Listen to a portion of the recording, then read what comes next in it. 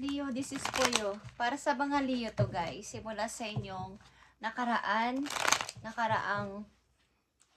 buwan, taon, or linggo. Papunta ngayon sa inyong kasalukuyan guys. Okay.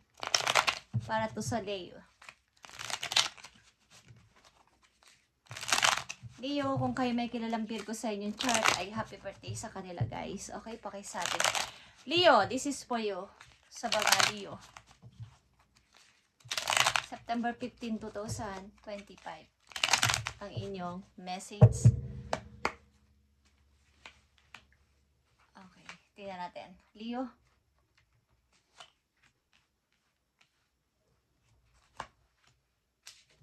Leo, this is your first message. Okay, Leo. Andito ang temptation, guys. Okay, sa buhay mag-asawa ito. Okay, kung kayo ay hindi na okay ng iyong buhay, sa inyong connection sa inyong asawa, o kayo ay nakatali na guys, is maaring kayo nasa sangkot sa isang marriage na hindi na nagkakasundo. Okay, yan ang unang-unang message sa inyo. Sa Leo na nandito sa reading, maaring kayo ay may asawa guys at hindi kayo okay sa inyong kasama sa bahay, sa buhay. Titignan natin yan guys. Ito ay nakaraan, mula sa nakaraan ninyo, ano man, ilang taon man yan o buwan o linggo, is kayo ay nasa isang relasyon o buhay mag-asawa na hindi na okay. Para sa mga Leo, the world is here, okay? Bagamat kayo ay nandito sa buhay mag-asawa na hindi na okay, meron siguro kayong kakilala sa ibang lugar guys, at ito ay inyong mahal. Okay? Kayo ay nagmamahalan. Kayo ay punong-puno ng pagmamahalan. Okay? May iba kayong gusto o may iba kayong minamahal sa ibang lugar, Leo. At justice is here. Okay. Ano ba itong pagdedesisyonan na to? Pair ba to? Magiging pair ba to sa akin, sa kanya, o sa aming lahat itong desisyon na to? Maaring ang ilan din sa inyo ay nagbabalak makipaghiwalay sa inyong asawa, guys. O balak na magpaghiwalay o nahiwalayan nyo na. At nandito ang inyong energy, strength. Okay. Nagpapatuloy kayo sa buhay, bagamat mahirap. Marami kayong ginagawa sa buhay at hinaharap nito ng buong tapang, guys. Ito ay galing sa inyong nakaraan. Tingnan natin ito, guys. The world, justice, at strength is here. Oh yes, ito ay online maybe. Nakilala nyo ang person na to online. Four of Swords is here. Okay. May mga nangyari dito. Okay, sa inyong relasyon ng inyong asawa maybe. Hindi na kayo nagkakasundo at nagkaroon dito ng maybe hiwalayan. But mayroon ditong bagong pasimula sa ibang person. At ito ay online maybe. Sa baba ng the world is 8 of Wands. Meron man dito mga hadlang sa inyong pagkakagustuhan ng person na to ay tuloy-tuloy. Parang ito ay isang maliwanag na pag-uusap ng dalawang person. Okay. At dumating sa point na kayo ay nagkaroon ng is paghihiling sa sarili. After nitong pinagdaanan nyo dito sa inyong kakoneksyon, tuloy-tuloy kayo sa inyong sa ginagawa sa buhay. Mahirap na inyong hinaharap o kinaharap sa buhay is tuloy-tuloy kayo at someone is umalis man sa buhay ninyo is nagpapatuloy kayo, guys. Parang, eto na yun eh. Haharapin ko to ng buong tapang. Kailangan ko tong malagpasan. Okay. Tingnan natin to, guys. But, tuloy-tuloy kayo sa pagpo-forward. Leo, okay, tuloy-tuloy kayo sa pagpo-forward at ginagawa ang lahat. Ang hamon ng buhay, after nyo magpahinga, after nitong may bihiwalayan na to ng inyong naging kasama sa bahay o sa buhay is, tuloy-tuloy kayong tumalaban sa buhay. Konting pahinga lang, konting iipon lang ng energy at tuloy-tuloy na ulit kayo sa hamon ng buhay. Yeah. The Hangman is here.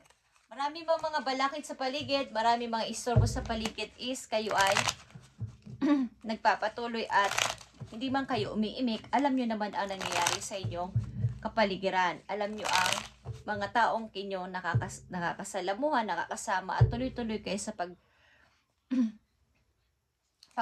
pagharap sa hamon ng buhay kahit maraming mga balakid. Okay, maraming istorbo. Tiyo, tuloy-tuloy kayo. Kahit sa pagtulong sa kapwa, tuloy-tuloy din kayo.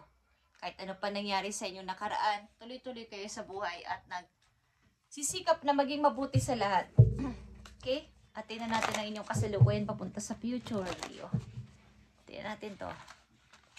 Kasalukuyan papunta sa future sa mga Leo na nandito sa reading. Is ipagpatuloy natin ito.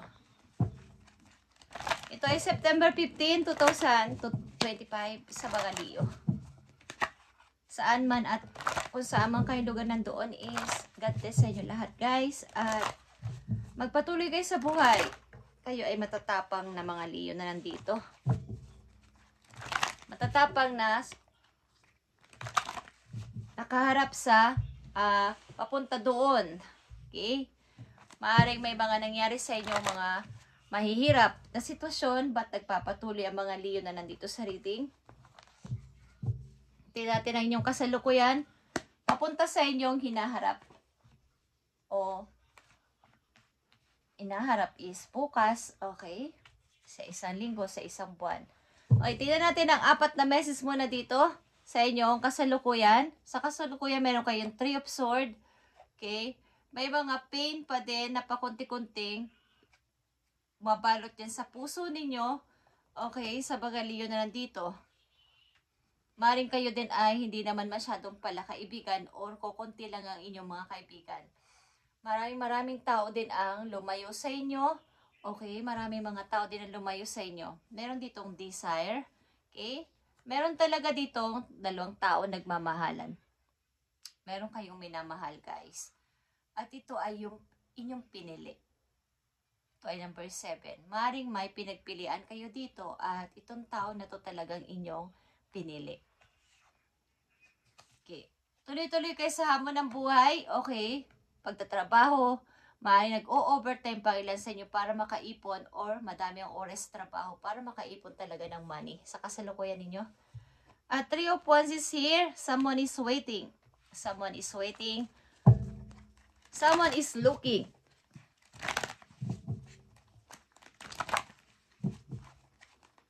Sa mga ilang Leo na nandito sa reading, meron kayong minamahal sa malayo. Ang ilan ding mga Leo na nandito ay nasasaktan ng kailang puso dahil sa maaaring may kasama kayo talaga sa buhay na nagpapatuloy pa din na mayroong parang pagtataksil. Okay guys, pagtataksil na hindi nyo nalalaman. Tignan natin to. Desire, 8 of Coins. Sa mga Leo na nandito sa reading, andito ang Princess of Cups, guys. Okay. Mahal nyo ang person na to. Man ito'y nasa malayo. Hindi ko alam kung ilan sa inyo nagmamahal sa taong meron ng karelasyon or vice versa. Okay. Taong may karelasyon na, mahal nyo. But andito yung pagtitiis. Kay Leo, andito ang Prince of Coins. Kung kayo may anak, guys, na medyo malaki na, is, ang person na to ay, ang energy na to ay sobra sa pagharap sa kanyang, ito yung kanyang world. Gusto niya magkaroon ng, maaari ito ay independent na inyong anak. May anak kayong medyo malaki na is, independent ito sa buhay. Maaring bata pa lang ito is talagang gusto niya lagi tatrabaho o malayo ito sa inyo. Okay, sa mga Leo na nandito. At ilan sa mga Leo na nandito ay meron kayong mahal na maaaring may mahal na iba. Okay, at pagkalayo kayo ng person na to. May kanya-kanya kayong ginagawa sa buhay, guys. At ito ay isang napakabigat, mabigat na pasanin, mabigat na nararamdaman ninyo yung inyong minamahal ay may mahal na iba or vice versa, okay? Leo, meron ditong third party, maaari sa inyong relasyon. Sa kasalukuyan, maaaring kayo nakakaranas o nai-involve sa third party, maaaring ikaw o ang involved na person sa buhay mo. Kayo ba ay nai-involve sa third party, Leo? Maaaring mayroon kayong kasama sa buhay, meron na kayong karelasyon pero meron kayong nagugustuhang iba. Okay, tingnan natin ito guys. Para sa mga Leo. Yeah, guys. Ace of Pentacles is here. Okay. Meron ditong magbubukas na napakalaking opportunity sa inyo guys o sa anak ninyo kung kayo may anak na medyo malaki na at malayo sa inyo. May malaking opportunity naghihintay dito na ito ay pang long term. Okay, may magbubukas na opportunity para sa kanya o sa isang person dito. Transformation is here, guys, or death. Ito ay Scorpio energy. Okay. Maaring ang taong kasama nyo sa buhay, bagamat andyan is meron kayong gusto na iba. Ano ba nangyayari sa inyong relasyon, ang iyong kakoneksyon? Bakit ganito ang nangyayari, guys? Princess of Sword is here. Princess of Sword. And the Temptation. Okay. Maaari talagang dito ay may third party. Third party, guys. Third party.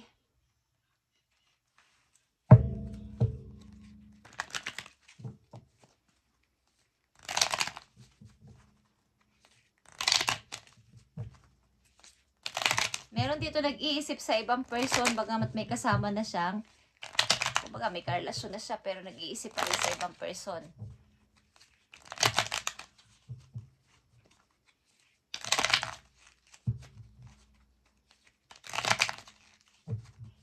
Tignan natin tong pag-ibig na to, guys. Ito ay about sa pag-ibig sa kanyang true love. This romance of lifetime, true and lasting love here for you.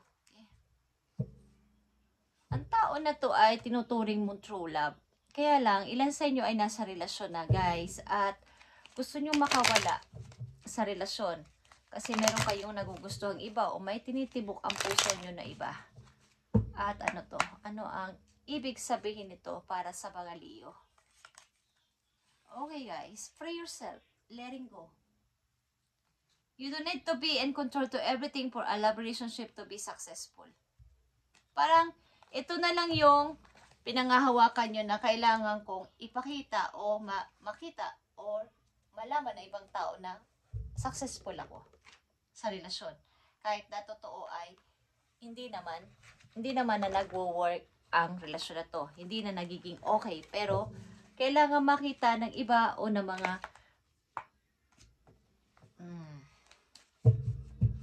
mukhang ilan sa inyo ay nagpakasal sa hindi nyo gusto. Nagpakasal ba kayo sa hindi nyo gustong person at napipilitan na lang kayo makisama? Okay, maaaring may gap ang inyong edad.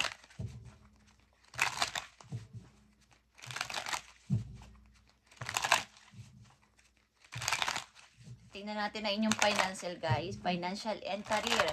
Sa mga Leo, kayo ay kung nasasangkot sa third party, is pilitin nyo maging clear ang inyong utak para malaman nyo talaga kung sino ang gusto ninyo.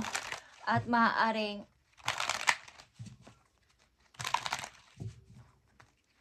meron kayo nagugustuhan na iba. Okay.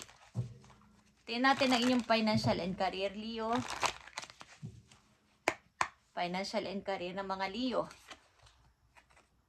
Settling. Okay. Give yourself the time and space to evolve and discover your true path. Kayo ay naguguluhan sa ilang Leo na nandito, saan ba ako pupunta? Saan bang path ang aking tutunguhin? Maraming way dito. Okay? Sa inyong harapan. Pamimilian ba? Your soul is telling you you're on the wrong path. Ang ilan sa inyong nandito sa reading ay ang inyong tinatahak na, bawa, yung inyong nararamdaman o nararanasan ngayon na sitwasyon na para kayong naguguluhan ay nasa wrong path kayo. Guys, at you avoiding what needs to be done because of feel too difficult. Sa nararanasan yung hirap at kumbaga, gusto ko ng pagbabago. Kaya lang, hindi ko alam ano ang pipiliin ko. Saan way ang aking pupuntahan? Paatras ba ako? Dito na lang ba ako? Sa left ba ako? O sa right ba ako? Bakit nyo to nararanasan? Okay. Sapagkat ang ilan sa inyo ay, hindi naman sasabihin, nalilikaw na nanda sapagkat pinili nyo rin yun. Okay. Yung ilan sa inyo is madali ka kasi kayong magtiwala sa ilang person na nagsasabi na mga sweet words. Okay, ilan sa inyo nandito sa reading? Okay, nandito sa reading guys. Is, kung hindi ito para sa inyo ay wag nyo itong sabihin na sa inyo. Okay? Sa mga may ganitong sitwasyon kasi ito ang nasa message. Okay, Leo, ilan sa inyo ay madali magtiwala because kumbaga ito yung parang naghahanap lang ilan sa inyo ng true love or love talagang masasabi pero sa ibang salita is hindi yun. And meron na namang iba.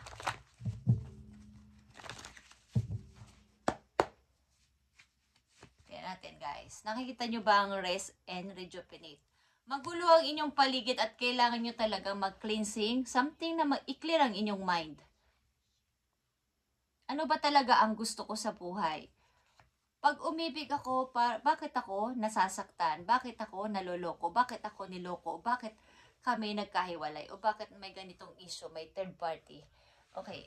Kasi kapag kayo ay umalis sa isang sitwasyon, something, mag-healing muna, magpahinga, i-clear ang utak, mag-focus sa ibang bagay bago ulit pumasok sa isang relasyon para maging clear ko ano talaga ang gusto ng inyong puso. Okay, Leo, tingnan pa natin ang message dito. Suffering in silence is here. Mga pag-iisip-isip talaga to at something na kayo ay nilay-nilay. Ano ba talaga ang gusto ko? Yeah. The hangman or sacrifice is here. Ito ay pag-iisip-isip at pagmamatsyag sa sarili, sa paligid. Ano ba talaga ang gusto ko? Sa ngayon is nandun kayo nag-i-stay kayo muna sa inyong same situation. Ilang Leo na nandito. At nag-iisip-isip ano ba talaga ang way na papasukan ko o taong gugustuhin ko o taong pipiliin ko this time. And tingnan natin ang napakahalagang message sa inyo about din ito sa inyong career o sa inyong mga gagawin sa buhay. Okay, Leo, tingnan natin. September 15, 2025, ito ang inyong message. For Leo. Thank you, Spirit. Okay, Gates of Triumph is here. Success expand in your life. May magbubukas ng mga opportunities sa inyo at siguraduhin nyo na ito inyong makikita. At siguraduhin nyo bubuksan nyo ang inyong pinto everyday. Ibig ko sabihin, i-open nyo inyong puso sa pagpapapasok ng mga opportunity sa inyong buhay. Maging aware sa mga calling, sa mga messages, sa mga nagsasalita sa inyo. Baka ito ay isa na sa mga opportunity inyong hinihintay na nabablock lang dahil sa pag-iisip nyo sa ibang bagay. Okay? Nabablock o nadidelay sapagkat walang papasok sa isip ng isang tao, walang papasok na magandang enerhiya sa isang tao kung nakafocus doon at gulo ang isip. Okay. Leo, Gates of Triumph is magpaparamdam sa inyo guys. At ang ilan sa inyo naghahanap lang naman ng totoong tahanan. Hindi bahay. Kumbaga ay totoong tao, totoong tahanan, totoong magmamahal sa akin at tatanggap sino at ano ako. Kaya may mga tao na ulit-ulit na nabibigo sapagkat naghahanap lang naman sila ng totoong love. Kaya lang maling tao, maling pagkakataon, maling lugar ang natatahak ng iba. Okay guys? So this time, try nyong magmuni-muni, magdilay-nilay at mag-cleansing at palinawin ng isip bago gumawa ng anumang hakbang sapagkat nandito ang hangman, Suffering is silence and rest and rejuvenate sa inyo na message. At sa ngayon is maybe naka-stay kayo sa same situation at nag-iisip-isip pero may balak at may plano. Okay? Thank you, Leo. And kung may kilala kayong Virgo sa inyong chart, sino at ano man yan is, happy birthday sa kanila, guys. At mabuhay kayong lahat. Sa amang kayong dako na mundo andon is pagpalain kayo ni God sa inyong mga hinahangad, gagawin at gagawin pa lang simula sa araw na to. Thank you, Leo, and God bless.